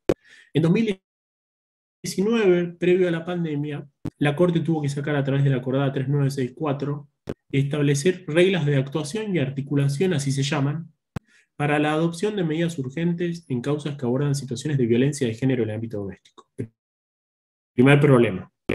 Si es violencia de género, ¿qué hace? Los veo congelados a ustedes, ¿me escuchan? Sí, ahí los veo bien. Si es violencia de género, ¿dónde quedan las otras víctimas de violencia familiar? Y yo me preguntaba en 2019 si luego de una profusa legislación sobre matriz de violencia contra la mujer en el ámbito doméstico. No me adentro en que se comieron a todas las otras víctimas de familia. Aunque es contradictoria, pues yo leo la acordada, la vieja, que está derogada, y dice, cuando se mande a tal fuero, sea violencia de género / familiar. Pero por todas las leyes que invoca, habla particularmente de víctima mujer. Si luego de matriz de violencia contra la mujer en el ámbito doméstico, que conlleva ya como mínimo 3 estadios de profundización. ¿Qué hablo con 3 estadios de profundización? Yo divido en lo que hace las leyes de protección contra la violencia en 3 momentos. Estamos en el tercero, quizás pasando al cuarto. El primero, la primera ley nacional, que si hoy la leemos, quedó re vieja, no se entiende. La 24.000, la federal. El segundo estadio, cuando aparece la incorporación de los estatutos de mujer y de niñez. Y el último estadio, que es ahora, que es la incorporación de las TIC, las tecnologías de la información y la comunicación, para que sean más efectivas las medidas, y la codificación, todavía acá no se dio, del derecho de familia y de niñez, con un tratamiento especial y ayornado a estos 4 grupos vulnerables en legislaciones súper actualizadas. Hoy estamos en ese tercer momento. Si ya habiendo pasado esos 3 estadios de profundización, a través de la sanción de leyes, sentencias interamericanas, nacionales, provinciales, resulta necesario un reglamento de la Corte de la provincia más populosa del país. Se aprecia prima facie como redundante, porque ahora vamos a ver que la mayoría de las cosas son redundantes, es que evidentemente algo no se está materializando. Fíjense, esto vamos rápido. La acordada, ¿por qué analizo ahora la anterior? Porque la nueva deja la estructura, pese a que la deroga deja la estructura y cambia algunas palabras. Entonces, analizamos la vieja y después vamos a ver qué se cambió. Establece 4 tópicos. En denuncia, vamos acá abajo de todo para no demorarnos más. Como vemos, en este tema no existe más que un parafraseo de lo legislado. Habla de que va a ser gratuita, sin necesidad de patrocinio letrado. Todo esto ya está legislado. Es redundante. El incidente de competencia entre familia o paz, o sea, entre el mismo fuero, nada, lo único establece un plazo máximo de 5 días, que tienen que darle urgente, pasar las cosas, dentro de lo posible que sea informático, todavía no había pasado la pandemia, hacer un traspaso, después véanlo tranquilos, no hay ninguna novedad. Se replica la nueva. Articulación del punto 3. Articulación, son 5 puntos, perdón. Articulación de los fueros de familia y de paz, lo que dijimos hoy, si surge delito, en forma urgente, en familia, ¿no? O en paz, no más de 24 horas, ¡puc! Fiscalía General Departamental con copias de interés. Pautas comunes a los 4 fueros, me salteo, fíjense que yo venía del 3, porque dejo para lo último, que yo creo lo que motiva este acuerdo y donde están todos los problemas. Pautas comunes, nada, cosas que ya están legisladas, garantizar una efectiva acceso a la justicia, paliar la posible ausencia de voluntad de sostener la denuncia y o de proseguir el proceso.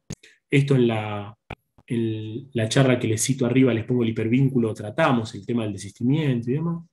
Enfoque coordinado, integrado y multidisciplinario. Le recalca lo que dice la ley 12.569, lo que dice la LEPIN.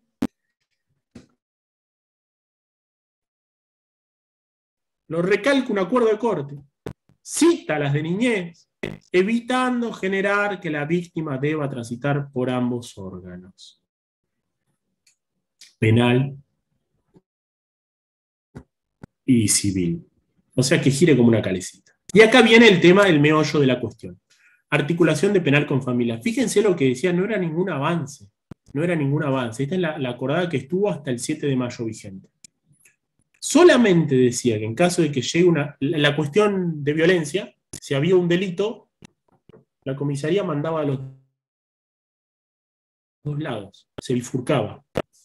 Por un lado intervenía la IPP y por el otro violencia. Lo que intenta la acordada, no esta, sino la del 8. Decía, a pedido de parte habilitada, ya se contraponía, o sea, venía redundando. Y encima en la parte que era la importante, va en contra de la oficiosidad. Recuerdan hoy que hablaba del principio de oficiosidad inquisitiva. La oficiosidad de la Ley de Protección Integral de la Mujer, la de la 26061, la Convención de Belém para personas con discapacidad y la Convención Interamericana de los Derechos de las Personas Mayores. Retrocedemos con una norma de las más inferiores que hay en la escala, ¿no? ¡Podrá! De vuelta, el podrá. El juez penal disponer alguna de las medidas preventivas o protectorias legalmente autorizadas y remite al 7 de la ley de violencia. De alguna manera le dice, che, no digas incompetencia, mirá que vos también tenés que usar esa ley. Adoptada la medida, se da intervención a familia o paz, a elección de la parte, si no había prevención. ¿Esto por qué? Ayer me lo preguntaban. Por una cuestión de inmediatez. Yo, por ejemplo, si vivo, les contaba el caso, no sé, de Lezama, tengo la opción de ir al juzgado de paz o puedo ir a la cabecera. Por una cuestión de inmediación, esto es en beneficio de la víctima. Capaz me conviene ir al de paz que voy a estar a 3 cuadras. Pero por una cuestión de especialización o lo que sea, le dan derecho a la víctima, bueno, voy a la cabecera departamental. Pero dice acá, y esto ya en esta acordada, aunque endeble ya no se cumplía, si llegara a adoptar el juez penal, continuará, acá no da opción, en la supervisión de la medida originaria que adoptó. Modificaciones, vencimiento o ampliación. Esto nos daba una suerte de equivalencia con todo lo que venimos viendo, más la acordada, el acuerdo. Órgano que recibe la denuncia equivale al órgano responsable, aún con previa intervención del otro. ¿Responsable en qué manera? En el sentido, no me puedo desentender. No me puedo desentender. Es el órgano que debe proteger, equivale a eso. Y es el órgano que liminarmente, en caso de que disponga algo, y aunque haya actuaciones en otro fuero, deberá hacer un seguimiento y una ejecución específica de la medida, y en su caso comunicarse con el otro. No puede haber más compartimientos exclusos, y teniendo los medios informáticos que tenemos. WhatsApp, el Pandio, a través de correo electrónico. Un segundo. Esto es 2019. En materia de ejecución, le tiene que imponer al juez, algo que también se decanta de las normas, el juez de ejecución ya es otro, ¿no? Tengo el juez de garantías, los tribunales de juzgamiento orales y el juez de ejecución de la pena. Que de adoptarse un arresto domiciliario, previamente tiene que consultar los antecedentes sobre dicho contexto. Yo tengo un condenado por abuso sexual, mínimamente debería ver que no vaya a un jardín de infantes a alojarse. Más teniendo en cuenta el que tiene una propensión a ejercer un abuso sobre la menor edad y el disfrute perverso del sometimiento. ¿Qué pasa? Esto es un caso que tuvimos, año 2001, fíjense. Obviamente la asesoría, porque él me preguntaba, creo que era Elizabeth, Hugo, el abogado del niño, bueno, mira, año 2021 ni la asesoría. La Cámara resuelve la atenuación del señor N por tráfico de estupefacientes bajo la modalidad de arresto domiciliario con monitoreo. ¿Cuál era el sustento? ¿Sí? La particular situación en la que se encuentran los chiquitines que extrañan al papá, porque la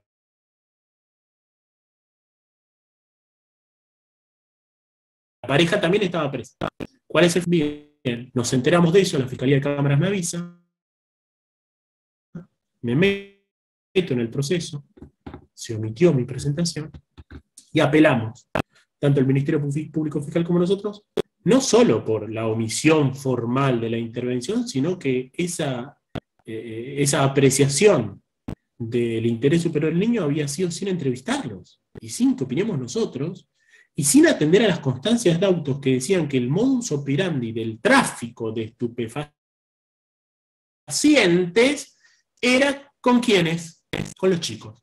Tremendo mecanismo, genial, técnicamente, no moralmente ni jurídicamente, pero era genial, llamando a un chiquitín, es inimputable, toma, llévale esto a Gilda, llévale este ladrillo, nos deniegan el recurso, vamos en queja a casación, y por suerte, todo esto en interacción con la Fiscalía acá de Mar del Plata, la UF1, la doctora Salas, en ese momento, por otra denuncia, estaba en investigación, y a través de una escucha, logró comprobar y confirmar penalmente, ¿no?, en prueba penal, que la chiquita de 9 años era utilizada para comercializar estupefacientes. Sus partes íntimas, en su ropa íntima. Se dispuso la prisión preventiva y está preso tanto el padre como madre. Los chicos nos atendieron los servicios de niñez, que hoy están alojados con una familia extensa que no tiene contacto, y la verdad que está bien. Pero fíjense lo que tuvo que pasar. Si la Fiscalía no había alguien especializado en niñez o no se daba cuenta de esto, no nos avisaba a nosotros, o no cometió otro delito, o no era descubierto en la comisión de otro delito, no hay una fiscal. Imagínense la cantidad de casos de cifras negras que no llegan. Y esto en niñez, que dentro de todo hay bastante seguimiento, que hay una magistratura especial para los chicos y las personas con discapacidad. Pero imagínense en personas mayores y los etcétera varios. Estos tipos de intervención, y ahora vamos a la 499 a ver qué cambió, creo que para bien, necesitan colaboraciones estrechas, no estrechez de compartimientos. Bajo la consideración de un mismo estatuto legal de las personas en condiciones de vulnerabilidad que, insisto, y perdón, pero redundante, atraviesan como ariete vehemente las exclusas propias de cada rama del derecho. Y si yo me quedo con mi rama y mi CPP, o mi CPCC, o mi CPA, y no atiendo a estas normas de rango federal y convencional, en lo concreto, estamos fritos. Porque es injusto. Por suerte no todo. Ayer comentábamos, justo antes de arrancar la charla, les comentaba un fallo, me llegó, perfecto, no tiene que sobreabundar, dice por la 499, me llegó a mí, la doctora Rosa Frende, siempre igual, muy avispada en esto, sin necesidad de hacer una locura, hizo lo que le corresponde, y a restricción, no implica afectar al principio de inocencia, ni lo tiene que decir, es obvio, y va a ser el seguimiento. Después, si quieren, se la paso a la resolución. Es súper escueta, es que no hay que argumentar mucho, porque las normas las tengo medio desperdigadas, pero el acuerdo me aglutina todo y me dice, tomá, cumplilo. 8 de mayo entró en vigencia este acuerdo. ¿En qué cambia? Yo creo que lo perfecciona fuerte y bien. Se deroga la 3964. En realidad se deroga, pero es un copio y pego. Con cambios muy tristes en lo que copia y pega. No digo copia y pega en el sentido de ser vagos o irresponsables de quienes lo hicieron, ¿no? Digo, pero deroga para dejar en claro que nada hay que ver gente, pero el cuerpo, la estructura de los 5 puntos que les dije, y demás, es lo mismo, pero cambia en lo fundamental que veíamos algunas falencias. Corrige y profundiza. Algo que me mencionaban acá en el chat está, miren. Funda en acceso a la justicia y cita, que antes no lo citaba, la debida diligencia del caso de Jessica Lenahan. Si algún día tienen tiempo, léanlo, porque para mí, yo siempre con urgencia pienso en ese caso. Y no quiero que pase, no quiero que me pase. Es horrible. Chicos y una mujer, múltiples denuncias, desidia estatal, los limpian a todos. Algo que comentaron acá que pasó en Sierra de los Padres. Acentúa la necesidad, ya amplía, no es solo mujer. Acentúa la necesidad de mirar con perspectiva de cada una de las víctimas. Esto de, no se le ocurrió a este loquito de lentes diciendo hay que atender al estatuto. No, esto lo dice la ley, y la Corte ahora le dice, acentúa la perspectiva de la víctima. Perspectiva de niñez, perspectiva de mujer o de género, perspectiva de mayor edad, perspectiva de la discapacidad. Y la mirada interseccional. Puedo tener en una misma persona distintos elementos de vulnerabilidad. Una niña, víctima, de acuerdo a Brasilia, mujer, por ejemplo, y si tiene alguna discapacidad mental. Como que eran iguales, y me parece que es la mejor manera, tenía, a ver si se ve, la vieja, y en la nueva la tenía al lado, la otra, fui marcando con resaltador verde, no sé si se ve ahí, los nuevos agregados. Y la verdad que son muy interesantes, es un copio y pego, pero con agregados que uno dice, pucha, bien, ahora me gusta. Remarca que de 2019, que fue la anterior, hay nuevas normas, sobre todo la ley de víctima. La ley de víctima que en faz penal es fundamental. Ya estamos a nivel legislativo provincial, y fíjense lo que prevé otros articulines. Artículo 5, inciso B, la necesidad de abordaje integral. Se relaciona con lo que veíamos en multidisciplina y en el principio de integralidad. Artículo 7, inciso 4, de protección.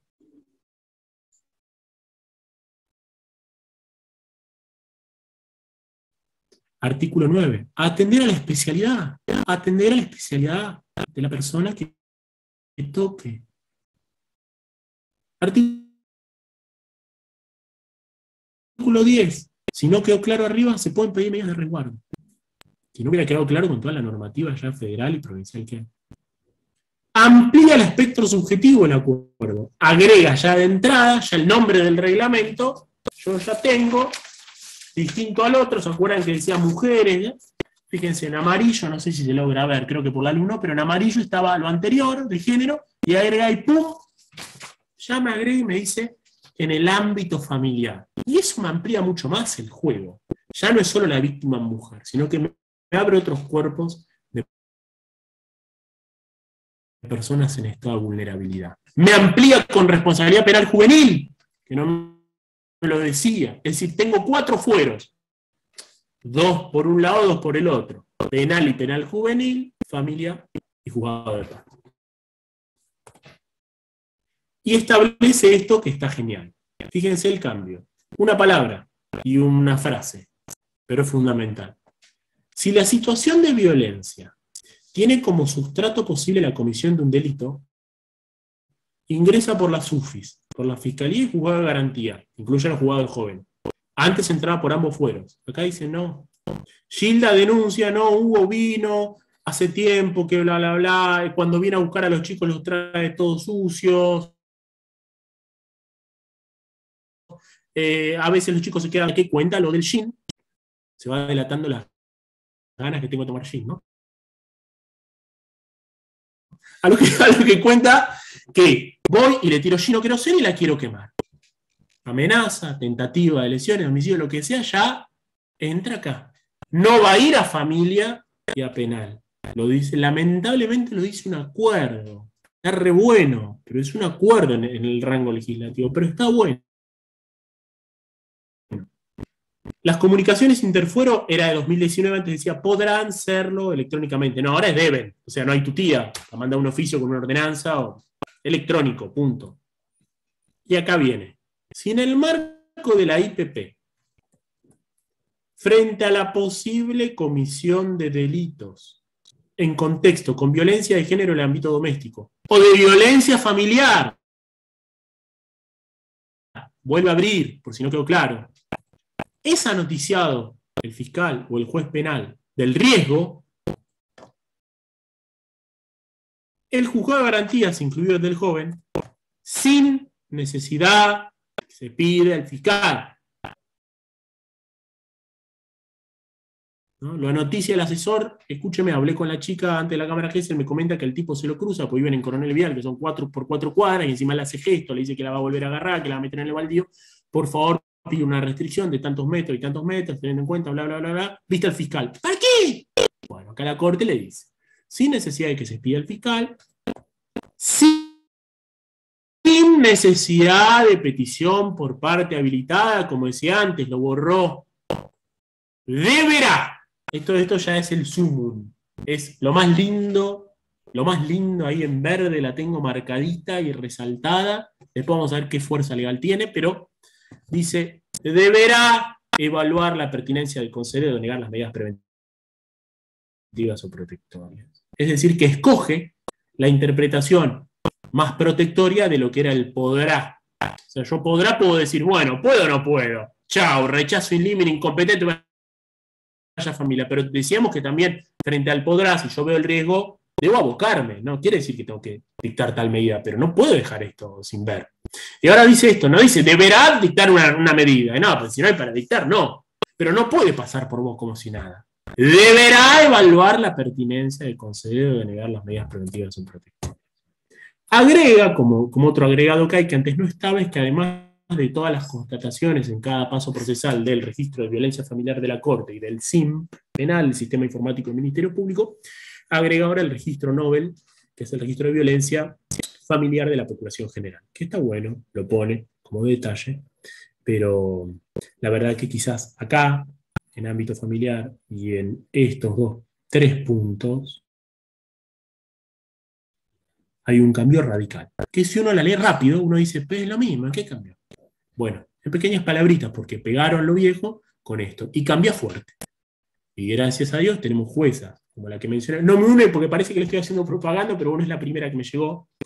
Lo menciono también al doctor Tapia, antes con la otra resolución también adopta medidas, y esto no hablo en desmedro de otros, ¿no? Pero son los que recuerdo. Y la doctora Rosa Frende el otro día me llegó, ¡pum! 499. Ni siquiera se metió en las leyes nacionales, federales, podría haberlo hecho, pero lo que me da incluso el acuerdo es que me lo especifica todas las leyes en las que se funda. No es que se le ocurrió al presidente del tribunal y a los muchachos de la Corte decir vamos a inventar esto. No, además lo pone entre paréntesis, esto, por esto, artículo esta ley. E incluso pueden encontrar más como por ejemplo estos, que les marcaba acá. Problemas, y con esto terminamos, perdón, lo largo. Su rango normativo. Es un acuerdo de Corte. Ahora, es un acuerdo de Corte fundado en leyes interamericanas, constitucionales, fallos interamericanos, fallos nacionales, fallos provinciales, normas federales, normas nacionales, normas locales. No, bueno, incumple. Bueno, habrá que articular para que cumpla. O sea, no sé hasta qué punto no, si se aparta de la ley el juez. Obviamente, ¿qué pasa? Si no hay especialización en estos organismos, ¿no? Si yo recaigo a través de esto, de esta no dualidad, de que no va familia y cae en uno solo, y ese órgano, no hay una especialización, y no hay una atención a los estatutos particulares de chicas, de mujeres, chicas, chicos, adolescentes, personas con discapacidad y personas mayores, ¿qué le va a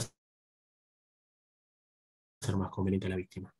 Si me van a analizar la medida de acuerdo a los parámetros, porque me obliga la Corte, pero lo analizo de acuerdo a los parámetros de la medida de coerción del CPP. Y capaz prefiero tardar un poquito y me voy a familia, qué sé yo. Una cosa no quita la otra. Esta regulación que reafirma normas superiores también tienen que ir de la mano de una especialización y un cambio de chip en el sentido de considerar estos estatutos que trascienden los compartimientos estancos de las distintas disciplinas.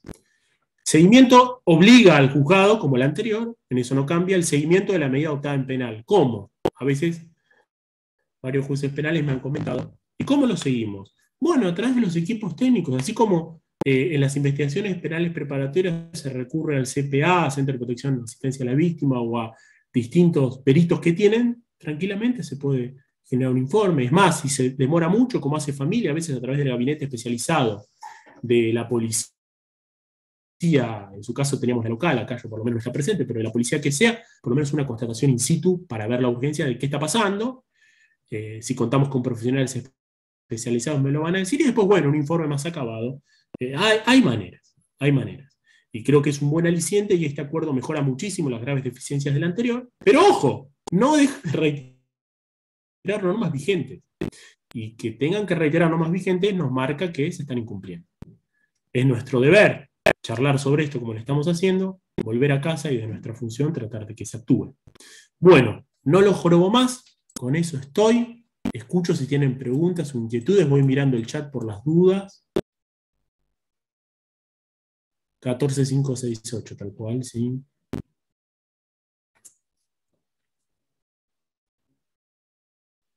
Sí, sí, ni hablar. Acá lo que me dice Elizabeth, sobre todo la asistencia oficiosa de la víctima. Tal cual, tal cual. Es cierto, Elizabeth.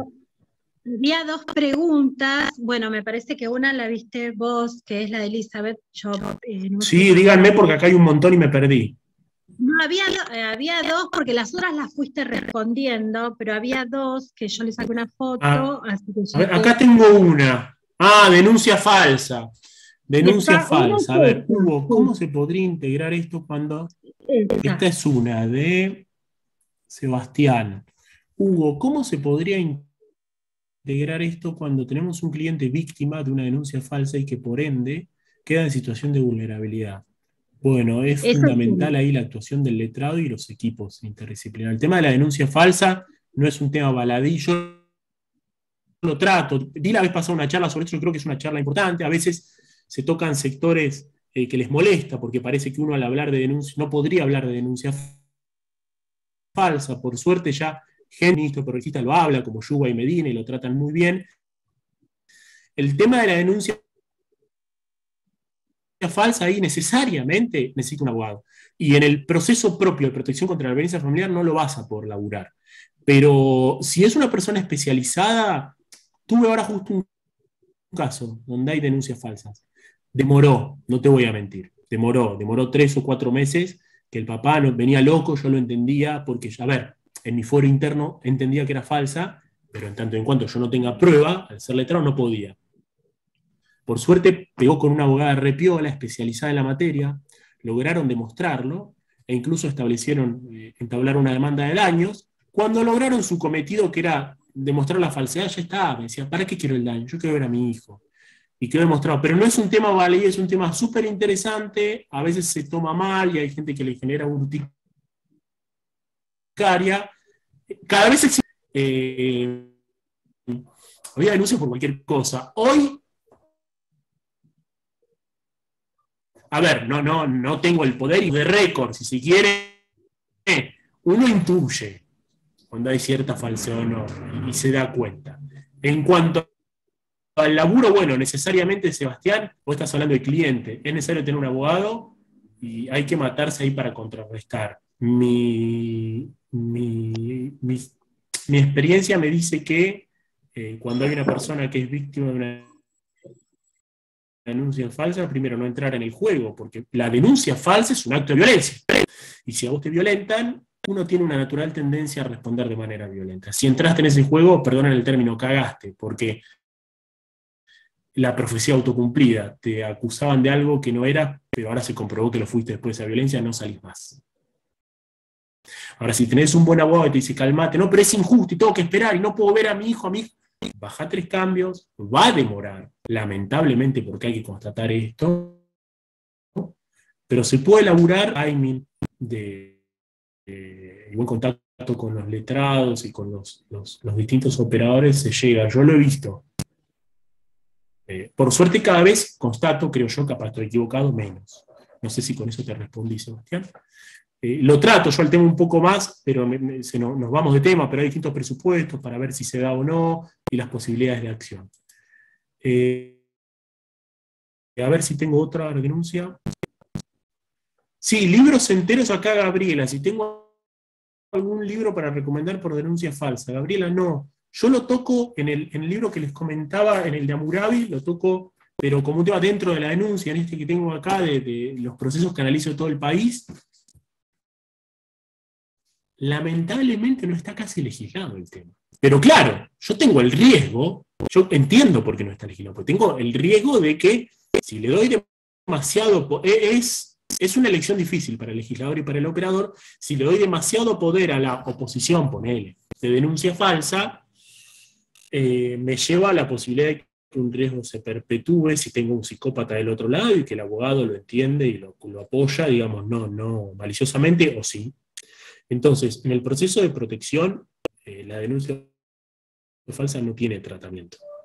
Cuando es entre adultos, el problema es cuando hay chicos. Ahí para mí, por eso yo creo igualmente que automáticamente y con una sola denuncia de policía, salvo que haya más elementos que tenga por causas viejas o por testigos que caen en el momento, o por informes que hago en el mismo momento, hay que ser mucho más precavido y hay que ser muy prudente cuando se corta un vínculo parentofilial. Muy prudente. Y en el tema de la denuncia falsa también. Yo creo que, no sé si les respondí de manera acabada, es imposible y requiere una charla aparte. Sí, Sebastián,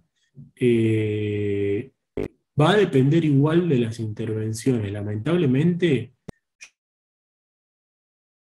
yo por lo menos en mi experiencia, gracias a Dios cuento con muy buenos equipos técnicos, colegas en la judicatura de familia, y se detectan, como te digo, las hemos detectado. Y a lo sumo, ponele, termina decantando a la larga. Un padre o madre interesado frente a una denuncia falsa, que es absolutamente falsa, porque también está la denuncia exagerada o la falsedad sin mala intención. Yo por eso digo que es un tema largo. Pero ponele que estamos hablando de la denuncia súper falsa, por decir un tema poco académico, es decir, dolosa, con intención de jorobar al otro, salta. Si es completamente falsa y si la otra parte actúa de acuerdo actúa de acuerdo a los lineamientos de el letrado, que es fundamental. Los letrados de familia son fundamentales. La especialización de los letrados de familia son fundamentales. Cuando a nosotros nos cae un abogado que no hace familia y te come los dedos, uno no puede aconsejar porque viola la ley de ética, pero te quieres matar, porque puede terminar en cualquier cosa. Y escalás un conflicto y bueno, lo que sabemos. Bueno, no sé si hay alguna otra pregunta. Un montonazo. Muchas gracias y les pedimos a los por favor, a ustedes por ser canal de difusión de esto y sobre todo desde la profesión de abogado. La verdad que está re bueno eso porque aúna los esfuerzos desde todos lados de la juridicidad y enaltece nuestra profesión. Así que bueno, gracias a ustedes y por poder divulgar estos temas. Les agradezco mucho, saludos a todos.